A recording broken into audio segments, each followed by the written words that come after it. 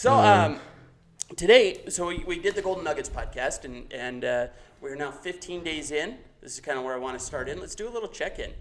Mr. Alec, you and I are the ones that are going hard. We're doing a little We are going pretty hard.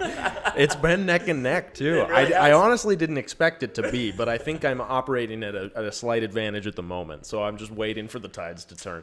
Don't worry about it. I'm biding my time. I got other stuff I got to get done. I know. I'm taking advantage of you. Trying to wake up and I'll just get it done, you know? It's one of the things that needs to happen. So let's talk about that. I've been doing these Golden Nuggets, the gratitude journal, for approximately 14 years. Nearly every morning, less vacations or serious hangover, medical conditions is what we call those. Yeah. Medical. And it's been a huge influence in my life. And so I shared this one of these exercises with you, and I want to kind of break it down with you. So the one of the first things that you do is, first thing when you wake up in the morning, you're going to spend some time in the journal intentionally thinking about the things that you're grateful for. And you don't write "I am thankful for" and then make a list. You write "I am thankful for my eyesight. I am thankful for my motorcycle." Whatever it is that you're thankful for. How is that going? I am thankful, right? That's it's calling writing it out. That. It's writing that out, that you're calling out to the universe. Yeah. You're shifting your reticulator activating system, a part of your brain, to start looking for things to be thankful for. It's not something that you can just be a back passenger for. You have to be intentionally looking and engaging that part of your brain. And so do you have, I guess the first question would be, have you noticed more gratitude throughout your day? 100%. And to your point, I'm now looking for it. Yep. Like you're kind of subconsciously trying to, because if you don't, and I sit down, especially like all the shit going on in life right now, like it's really easy to go, I'm not grateful for anything at the moment, right? But you get a little mad. So you're conscious, like I'm actually looking for stuff throughout the day. Like, okay, I'm going to remember that one. I can write that one down. Yeah. No, I think for me, it's almost working, interestingly, it's almost working in reverse, where I'm as I write something down that I'm grateful for throughout the day, I feel like I'm more cognizant, like when that thing passes me by, or when I'm thankful for my family, and then I get that text message from my family. I think back, man, I'm really grateful for my family, and then I engage with it more. Yes. And so I feel like that for me has been the biggest change that I've seen in terms of the actual gratitude on a day-to-day basis, is just being like a presence that I didn't feel like I had before in my gratitude, which is really cool to feel. And in 15 days, like I almost felt like that happened within the first couple of days. Yeah. And it's just been getting more impactful. And on top of that, I feel, I don't want to go too far. No, go. This is what I want to talk about. I feel like exactly what you described in the initial podcast that we did,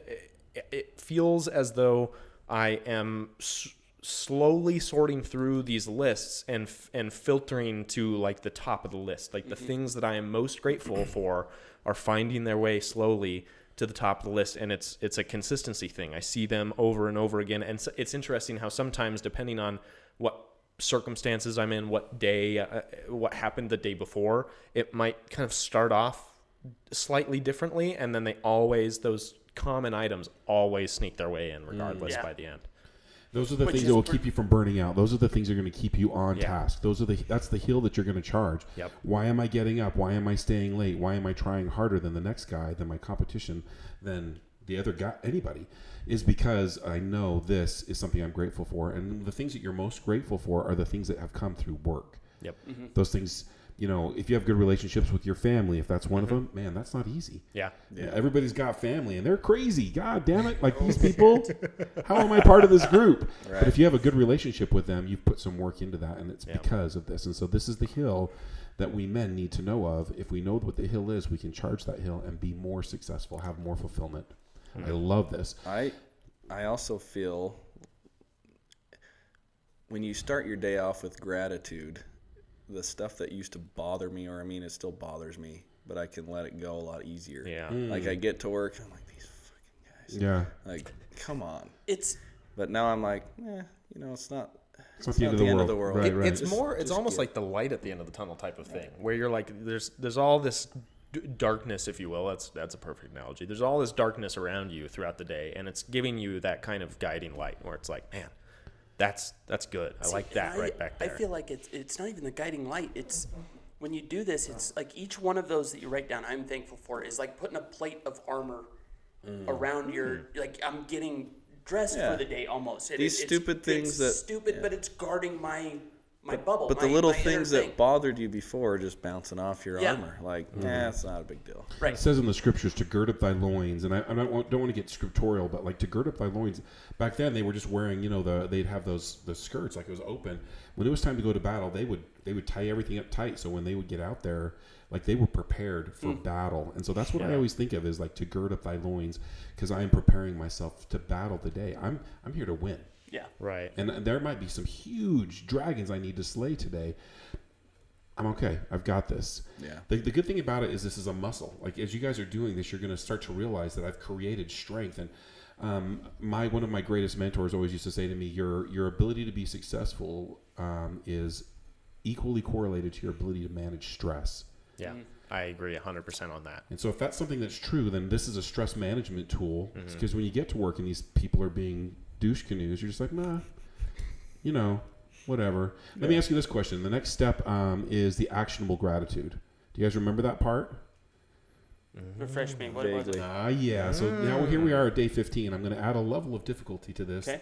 Or intensity is probably a better word. And actionable gratitude is I've written a list for 5 minutes, I've written down all the things that I'm thankful for. And one of those things was that I'm thankful for my wife or my mom. And then you go out and you show your gratitude. You call them, you text them, you flex that gratitude muscle so that you can raise your frequency and theirs, because this is a difficult thing to do when we're vibing low until 9 a.m. That's cool. You can do that. But after 9 a.m., it's time to go. And the easiest, quickest way to raise your frequency is to have an actionable gratitude.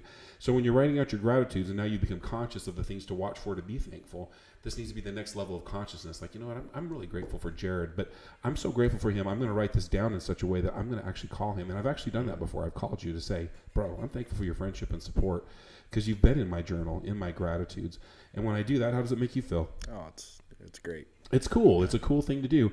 And most of the time, like when I call my brother, hey, bro, just wanted you to know I love you. I'm grateful for you. He's like, do I still owe you money? Like, are we cool? You know what I mean? Like, what's wrong? What's wrong?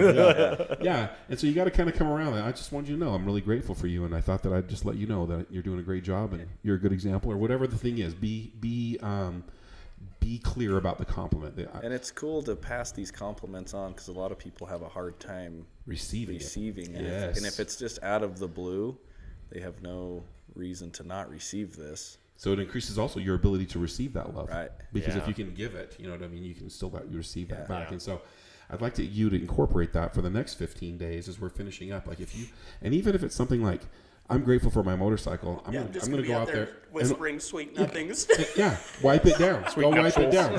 Clean it up. Put some love into that. Yeah. If I go with the most common thing on my gratitude list, motorcycle. It's just going to be me out there polishing. I love you so much. I'm going to tell you something though. When you do that, when you pour love into that motorcycle, like you're going to come in and you're going to be like, man, that bike looks good. That bike looks good. You know what I mean? You feel better. There's not a downside to pouring it into something rather than someone. That's fair. So what I want to do is have an actionable gratitude, and that's why I call it that. It's not being thankful for someone. Yeah. It's being thankful for something and then pouring into it. Today I was thankful for my truck. I went and washed it and vacuumed it out, got all those wrappers off the floor and the stuff that's kind of been bugging me. And there's nothing better than a clean vehicle, in my opinion. Like, it just feels good to have a clean ride where you're not looking through smeared windows or anything like that. No fingerprints on the windows over there. So I poured some into my truck today because I'm grateful that I have the ability to have a truck. I think it's awesome.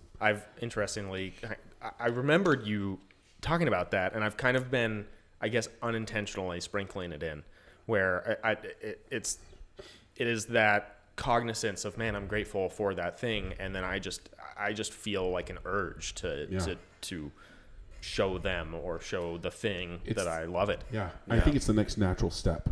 Feeling it, doing it, then you start to be it and have it, right? And so that's the 4-step process. We'll talk about that another time. Whoa, hold on. Oh, shoot. Sorry. God, I thought I was making so much progress. You're doing great. You are doing great.